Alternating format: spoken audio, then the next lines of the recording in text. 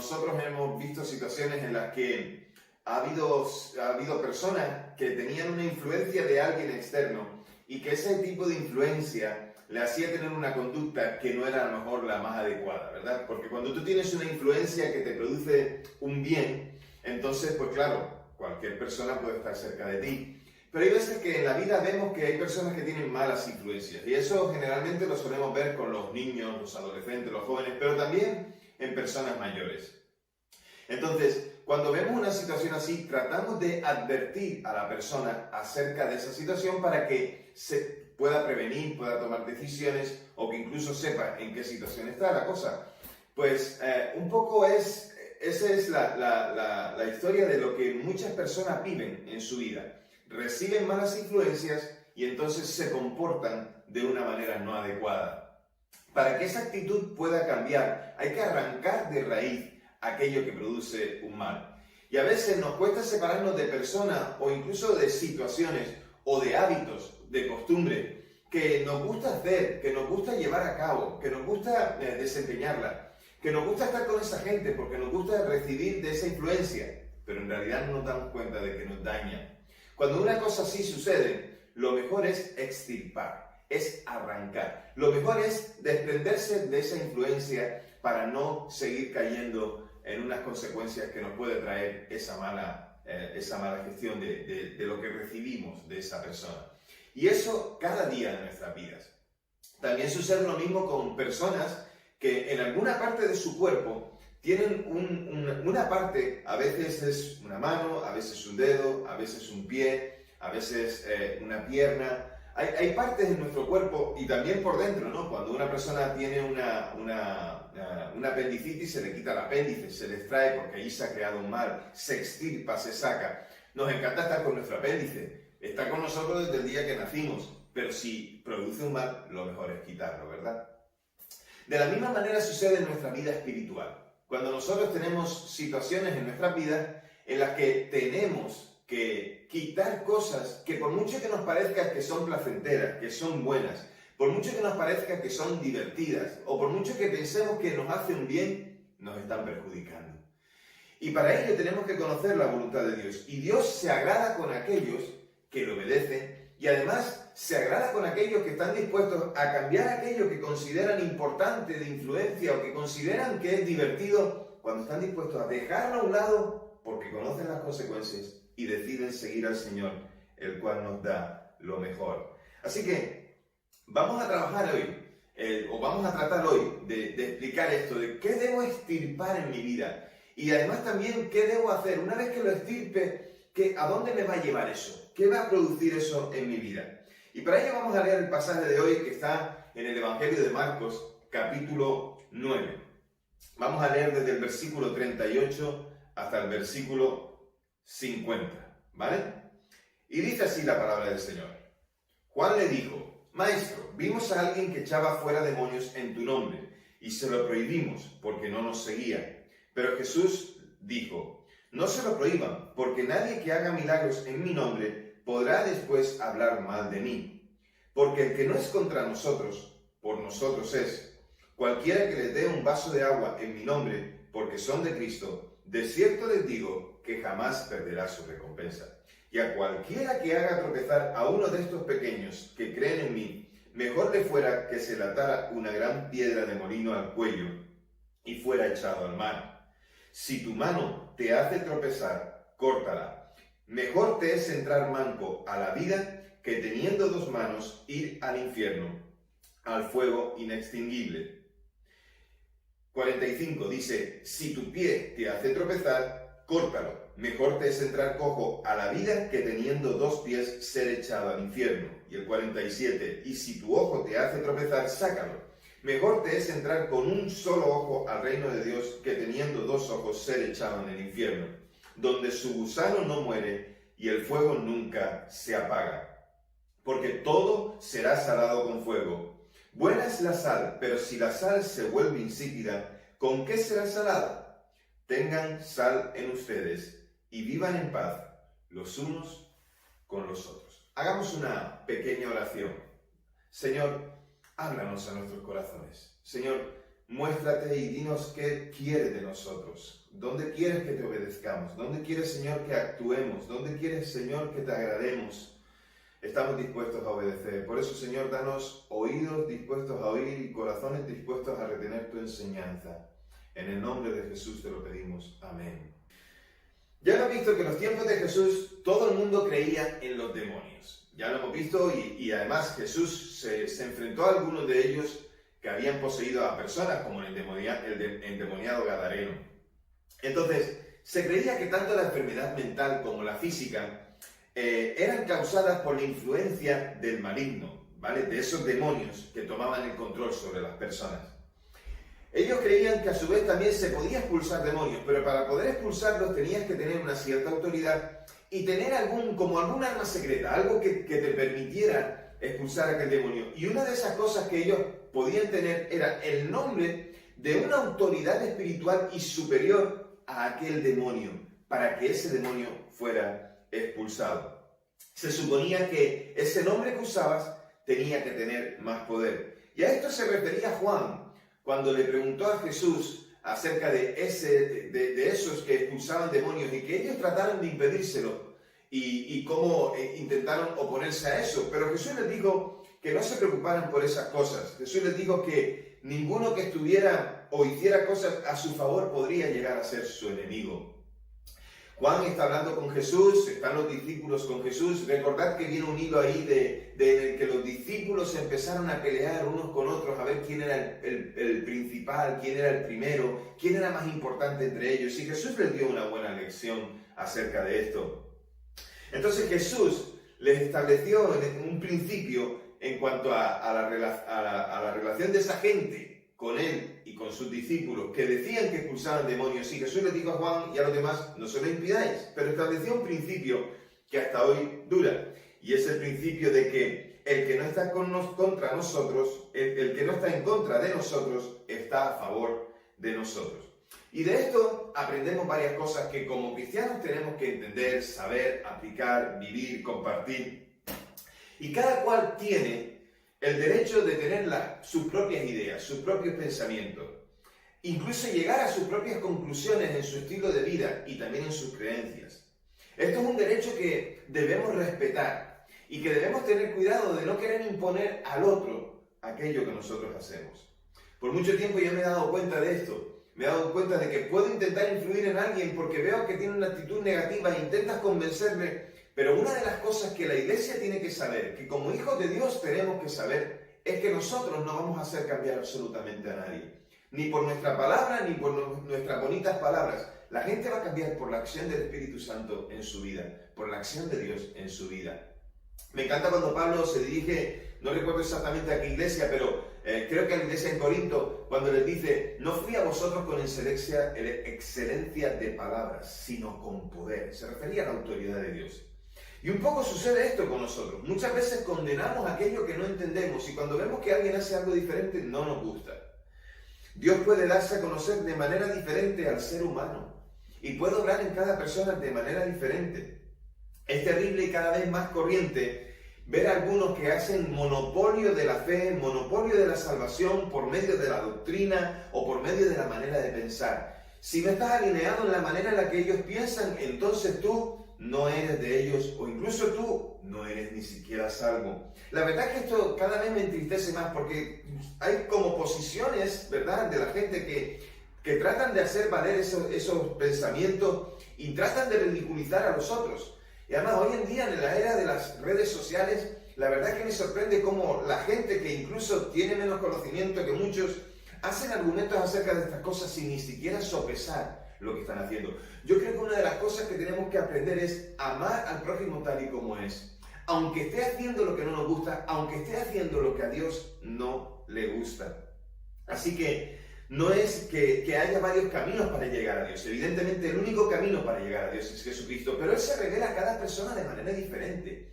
Y todos se convierten o buscan al Señor en un contexto totalmente diferente, cultural, político, social, da igual, pero Dios se revela a ellos y Dios les muestra que Él es el Salvador.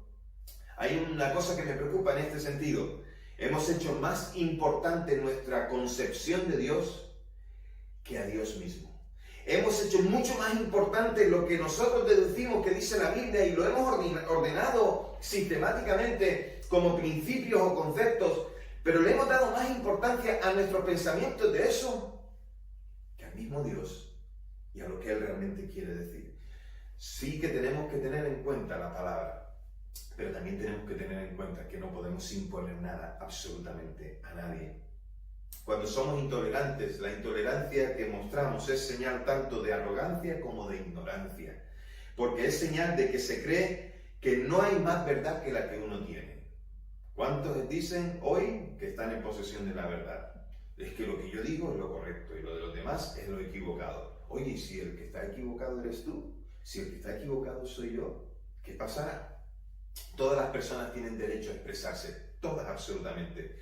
Solo hay que tener cuidado de no imponer nuestras ideas, de no imponerlas. Dejémoslas, mostrémoslas, demos razones para que la gente pueda seguir lo que nosotros estamos diciendo. O sea, demos argumentos. De ahí que se nos invita en la palabra en 1 de Pedro a que cada creyente pueda hacer una defensa con mansedumbre de la fe. Tenemos que hacerlo, pero con mansedumbre. A veces nos olvidamos de esa palabra, la quitamos y decimos una defensa de la fe, entonces puedo usar la espada como justificación, pero no es eso lo que el Señor nos demanda. Cualquier doctrina o creencia se juzga por la clase de personas que produce y no por las doctrinas que enseña. ¿Qué tipo de personas son aquellos que siguen un tipo de pensamiento? En una ocasión había un hombre que tenía un anillo, que era un anillo que él decía que cuando te lo ponías, que era como algo mágico, que de manera que aquella persona decía que cuando se lo ponía, él podía ser amable y generoso y cariñoso con toda la gente a su alrededor y a la misma vez recibir lo mismo que él ofrecía. Así que ese anillo fue pasando a los hijos, de hijo en hijo, de hijo en hijo, hasta que un día llegó a posesión de uno de ellos que tenía 3 hijos a los cuales amaba tantísimo. Y él decía, ¿a quién le daré el anillo si quiero beneficiar a todos? Así que lo que hizo fue hacer 2 anillos exactamente iguales a aquel.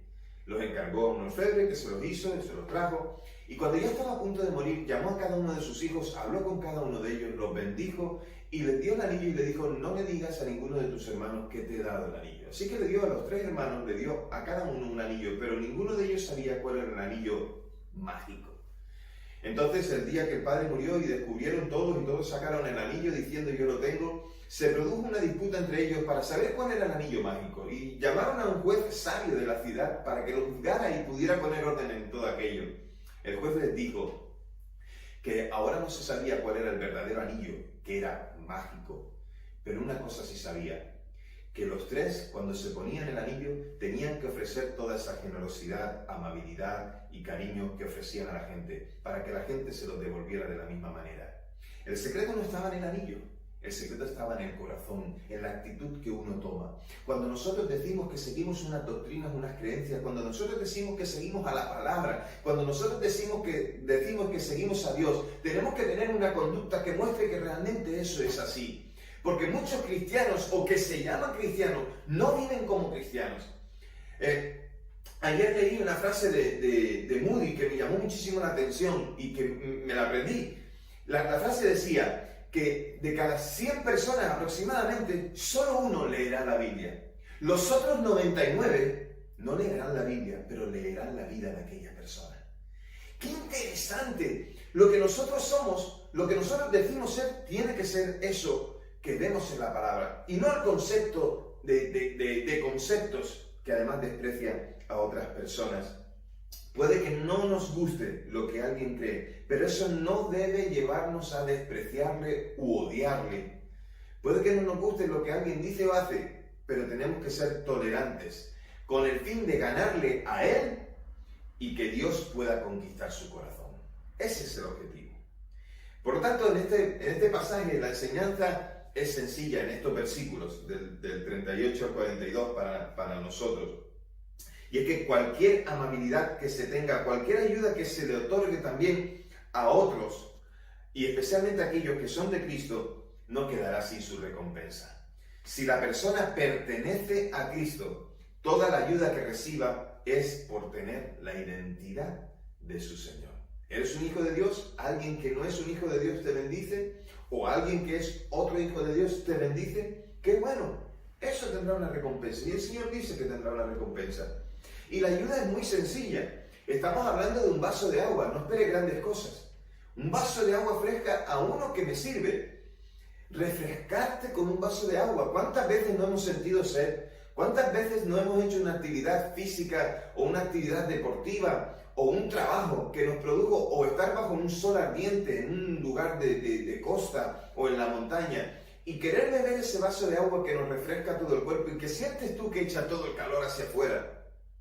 Estamos hablando de recuperar el aliento, un vaso de agua, de revitalizar algo. No esperes grandes cosas extraordinarias, solamente las cosas pequeñas. Es un gesto simple de amabilidad lo que se necesita. Porque lo suficiente para seguir y para que no dependamos o confiemos en el que da la ayuda para nuestra confianza, pues entonces que no pongamos esa confianza en la persona que nos da el vaso de agua, que es suficiente, que es pequeño, pero que revitaliza. Nuestra confianza siempre tiene que estar puesta en Dios. Y dar gracias a Dios por aquellos que son puestos para poder recibir un beneficio. El que presta ayuda será recompensado. Es lo que Jesús les dice, hasta el versículo 41. Antes dije 42, hasta el versículo 41.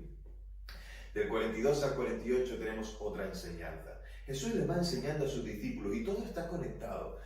Podemos decir que aquí hay un hilo conductor que viene desde finales del capítulo 8, en el que podemos ver cosas que Jesús les va enseñando y que dan como argumento. Jesús con ellos, discipulándoles, enseñándoles con las multitudes, lo justo para que no lo aclamaran como rey, sino para que pudiera mostrar su poder que venía de parte de Dios a instaurar un reino. Pero sigue ese hilo conductor. Y aquí en estos versículos, de la misma manera que podemos ver una recompensa, también hay un castigo para aquellos que son causa de tropiezo. Y eso dice que será un castigo que es eterno. Está hablando de un castigo que será permanente y constante para aquellos que son tropiezos para otros. Y la verdad es que esta es una de las cosas que como cristiano más me preocupa. Como cristiano es una de las cosas que más me agobia, pensar que puedo ser un tropiezo para otros. Y no digo que no lo haya sido nunca. Posiblemente lo he sido muchas veces, más de las que quisiera. Ahora, lo que sí tengo que hacer es tener la sabiduría suficiente como para no hacer caer a más gente. Y para poner ese ejemplo, vuelvo a poner el ejemplo de un niño. En realidad, como te dije, hay un hilo conductor. Posiblemente el niño todavía no ha terminado, no ha salido de la cena, cuando Jesús les dijo que para ser el primero debían tener el corazón de un niño. Versículos del 31 al 37. Y entonces les dice que cualquiera que fuera de tropiezo, lo mejor que sería para ellos es ponerse una piedra de molino al cuello y ser tirado al mar. Una piedra de molino es muy grande. De hecho, dependiendo del tamaño de la piedra de molino, que podía ser usado a lo mejor en una casa o bien en un molino donde se vendían piensos, semillas y demás cosas para la gente, dependiendo de su tamaño, esa piedra de molino debía ser movida como mínimo por un animal o por varios animales. Con eso al cuello hay pocas posibilidades de escapar. Con eso atado ahí hay pocas posibilidades de escapar. No solamente era un ejemplo, sino que era algo usual en aquel tiempo. Y otra vez me encanta que Jesús usa cosas que la gente de aquel tiempo puede entender. A lo mejor nosotros no, porque ya ni piedra de molino vemos. Todo se hace con maquinaria industrial, todo se hace a base de aparatos electrónicos y de mecánica. Pero aquella piedra de molino y aquella forma de hacer morir a alguien era un castigo que se usaba en Palestina y que se usaba en Roma. El Imperio Romano lo usaba. Si pecar es terrible, provocar a otro a pecar es tan terrible como pecar uno mismo. Dios es severo con aquellos cuya conducta hace a otros pecar, ya sea premeditado o sin querer.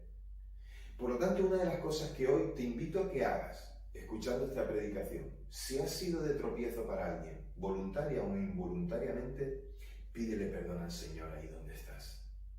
Dile: Señor, perdóname y ayúdame a tener una conducta que te agrade, de manera que pueda beneficiar a otros y no perjudicarles. Hay una meta en la vida por lo que hay que sacrificar cualquier cosa que nos interrumpa en nuestra comunión con Dios. Puede que una persona tenga que sacrificar, como dije antes, un miembro de su cuerpo, una parte del cuerpo para conservar la vida. Conozco algunas personas que han tenido que prescindir de eso, sea, como dije, externa o interna. Pero en la vida espiritual puede suceder exactamente lo mismo. Hay ciertos instintos humanos, ciertas condiciones del hombre, de la mujer, que ama el mundo y que ama el pecado, ciertas partes que le sirven para ser partes que son pecaminosas. Y dos ejemplos ahí que nos pone el Señor, uno es los ojos, la mano. Y este dicho no hay que tomarlo literalmente. Cuidado, ¿vale? Cuidado, porque algunos son tan brutos para entender los textos bíblicos que a veces van a lo literal y no se dan cuenta de la enseñanza que hay ahí. Pero lo cierto es que hay que arrancar y extirpar aquello que nos estorba. Es una mera enseñanza gráfica de decir que hay una meta en la vida en la que vale la pena sacrificarlo todo para poder llegar. El atleta que quiere quedar primero en unas Olimpiadas tiene que sacrificar un montón de cosas en el camino para poder esforzarse. Aparte de su condición física, de las habilidades que tenga, del entrenamiento, tiene que prescindirse de ciertos alimentos, tiene que tener una conducta sana, tiene que dormir bien, tiene que tener ciertos hábitos si quiere lograr aquellas metas. Igual cualquier persona que tomando sus estudios dice quiero ser esto o quiero ser lo otro, lo que tiene que hacer es esforzarse con sus estudios. Hay muchos que se sacrifican de esto. Y hay otros que no se sacrifican. Pero el pasaje hace referencia a la gehenna, o lo que conocemos como el infierno. Esta palabra se traduce tal cual como infierno. Viene de una palabra hebrea que significa Gehinom. Y el Gehinom toma el nombre del valle de Hinnom, ¿vale? En Segunda de Crónicas lo podemos leer. Este era un lugar que era un torrente a las afueras de Jerusalén. Y fue el valle donde el rey Acaz, el malvado rey Acaz, aquel que hizo lo malo delante del Señor, instauró el culto del fuego y donde también se instauró el sacrificio de niños, dedicando esos sacrificios a un rey pagano, a un dios pagano, al dios Moloch. Y aquel valle era símbolo para Israel de decadencia, de costumbres paganas, era símbolo también de pecado, de rebelión contra Dios. Y Josías, el rey Josías, el que leyendo la Escritura descubrió todo lo que era la voluntad de Dios e hizo que el pueblo se volviera a Dios, en todas aquellas reformas que hizo, lo declaró lugar inmundo. Dijo de aquel lugar que sería un lugar inmundo y despreciado. Después de esto, aquel lugar, el valle de Hinnom, se convirtió como en el basurero o incinerador de todas las basuras que se generaban en Jerusalén. Se convirtió en un lugar inmundo, asqueroso. Se convirtió en un lugar donde se podían ver también aquellos gusanos que se crían entre la basura o entre los cuerpos cuando se están en su descomposición.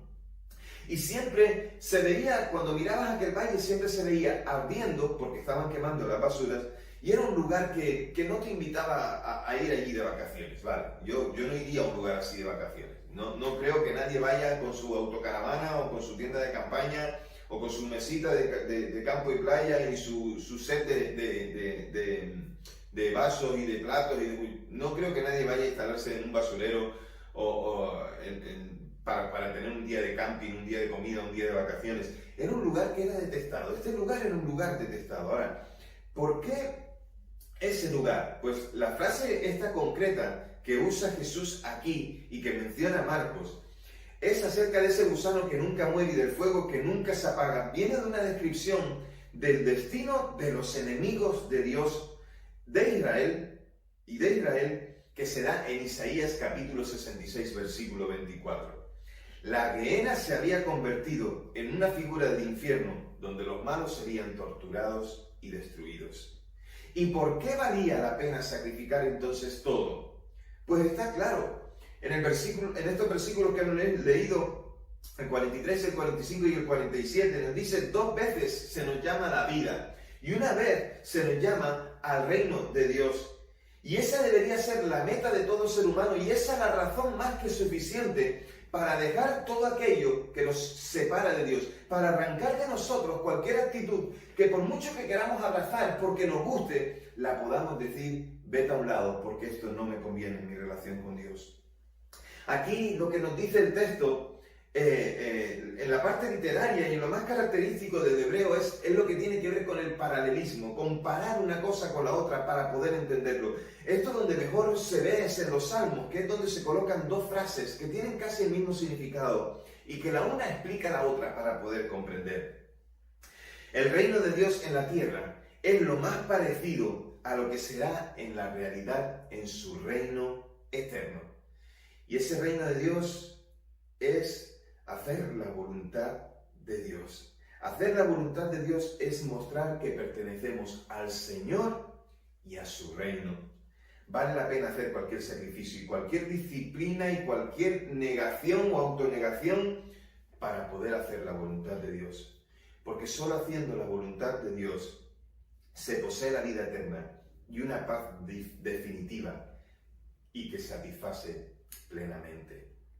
Es necesario cortar todo aquello que se convirtió en un hábito en nosotros, abandonarlo, abandonar cualquier placer y renunciar tal vez a una amistad, cortar y excluir todo aquello que nos separa de la voluntad de Dios, cualquier beneficio que por años hemos hecho, cualquier cosa que hemos visto como buena. Y es aquí donde interviene otra vez la palabra para recordarnos Romanos 12, 1 y 2. Renovaos por medio, transformaos por medio de la renovación de vuestro entendimiento. Está muy bien. Yo, antes de conocer a Cristo, un ejemplo, antes de conocer a Cristo tal vez pensaba que mentir no era malo, pero cuando conozco a Cristo y conozco su palabra y sé lo que eso significa, ahora sé que es malo, no lo hagas más.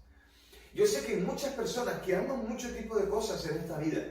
Muchos aman el pecado y aman esas conductas, cualquiera que sea, mentira, robo, adulterio, fornicación, corrupción, cualquier cosa. Hay un montón de gente que ama ese tipo de cosas, pero si tú quieres venir a Cristo o has venido a Cristo, entonces tienes que renovar tu manera de pensar y tienes que hacer las cosas conforme a su voluntad y no conforme a como pensabas anteriormente. Es necesario cortar, extirpar, sacar todo aquello que estorba en nuestra vida para tener una buena relación con Dios. Si hay algo que está interponiéndose en nuestra vida para poder obedecer a Dios, entonces tenemos que sacarlo. La separación puede ser tan dolorosa como una operación quirúrgica. Yo puedo llegar a entenderlo. Pero si queremos tener una vida real, verdadera, llena de paz con el Señor, hay que renunciar a todo ello. Deja de apegarte al mundo y deja de apegarte al pecado y deja de justificarlo y deja de buscar versículos para justificarlo y deja de inventarte cosas para justificarlo. Podremos hacer todo el concepto que nosotros queramos y aquí no se trata de imponerte nada, pero sí de advertirte acerca de estas cosas y decirte que hagas la voluntad de Dios. Esto es enfrentar nuestra realidad y ser conscientes de los resultados. Dejemos que Dios haga el resto. Y el capítulo termina con 2 versículos, 49 y 50, donde nos habla de 3 figuras acerca de la sal, cada una independiente y sin relación entre ellas. En la primera, Jesús nos advierte a los discípulos de las pruebas que sobrevendrán y que serán elementos purificadores para ellos. Salado con fuego. Cuando se refiere a eso, se refiere a que debemos ser purificados en alguna manera. En la primera parte de esta, podemos ver el ejemplo del Antiguo Testamento cuando se le echaba sal a los sacrificios antes de hacer el sacrificio como tal. Cuando se ponían en el altar se hacía pactos de sal, que se llama. Y esto se hacía para que fueran aceptados por Dios y para que en ellos hubiera alguna purificación en la persona que lo hacía. El fuego, ya sabéis, purifica los metales y los separa de todas las impurezas. Es así el caso del oro, por ejemplo. Pero la vida que es aceptable a Dios es la que ha sido limpiada y purificada por la obediencia y que acepta la dirección de Dios. Aunque venga la persecución por causa de la fe, se mantiene firme porque quiere ser purificado. La segunda figura es en la que Jesús habla de la pérdida de sabor. Y es el caso en el que los discípulos pudieran llegar a perder el celo por su salvación, el celo por su comunión con Dios, y entonces su vida se vuelve insípida. Sin embargo, dice, si la sal pierde su sabor, pierde también su apariencia. Y en esta figura, Jesús habla de una sal que ha conservado su aspecto de sal, pero que se ha vuelto insípida por haber perdido todas sus propiedades. Eso es posible teniendo en cuenta que la sal de los grandes depósitos salinos del Mar Rojo, que para ellos era familiar, donde la sal contiene muchos ingredientes, aparte de sal común, lo que hacía posible que ésta mantuviera su apariencia después de que su sabor se hubiera diluido. La sal da sabor a los alimentos y también actúa como conservante. El mundo necesita sabor y Cristo vino para dárselo. Y la tercera figura es necesario entenderlo desde su contexto. Tan importante el contexto. Y la sal era en esos días un símbolo de la amistad y de la afinidad entre personas y sus ideas. Lo que significa que tened sal en vosotros mismos y estad en paz los unos con los otros. Es decir, mantener firme vuestra amistad y compañerismo. Quizás esta frase de Jesús sea una referencia a la disputa que ellos tuvieron en los versículos 33 al 37, donde ellos pelearon entre sí, por quién sería el mayor. Y queda evidenciada que la lucha por ser el primero, en ese sentido jerárquico, siempre será una fuente de todas las divisiones y peleas en el seno de la Iglesia. Y también en el ámbito de las relaciones personales con cualquier persona. Cosas que hoy debemos aplicar a nuestras vidas. Primero, no hay otro nombre más poderoso que el nombre de Cristo. Solo en Él hay salvación. No hay otro Dios fuera de Él, ni para ser salvado, ni para vencer al enemigo. Para poder ser salvado necesitamos a Jesús. Para vencer al enemigo necesitamos a Jesús. Fíjate en esto, y es importante que lo sepas. La doctrina y los conceptos de nuestro entendimiento de la fe no son más importantes que Cristo.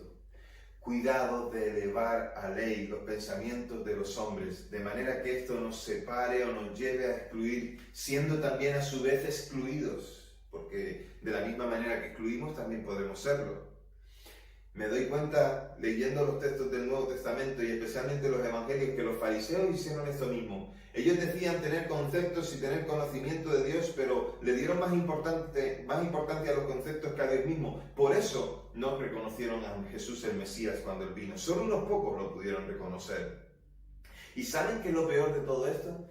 Que eso que hicieron los fariseos, hoy otra vez lo estamos viviendo cómo hay grupos que dicen que hacen, que separan, que hacen aquí, que hacen allá, y que dicen que ellos son los que tienen la verdad, y que dejan fuera a otros. Creo que en algunos casos nos estamos convirtiendo en sectas, y además voy a decir que en algunos casos, en tanto que queremos excluir a otros, no estamos mostrando el amor que tenemos en Cristo. Ese deseo de controlar, de que todos seamos uniformes, más que buscar la unanimidad. Me encanta la unanimidad, pero no podemos ser todos uniformes.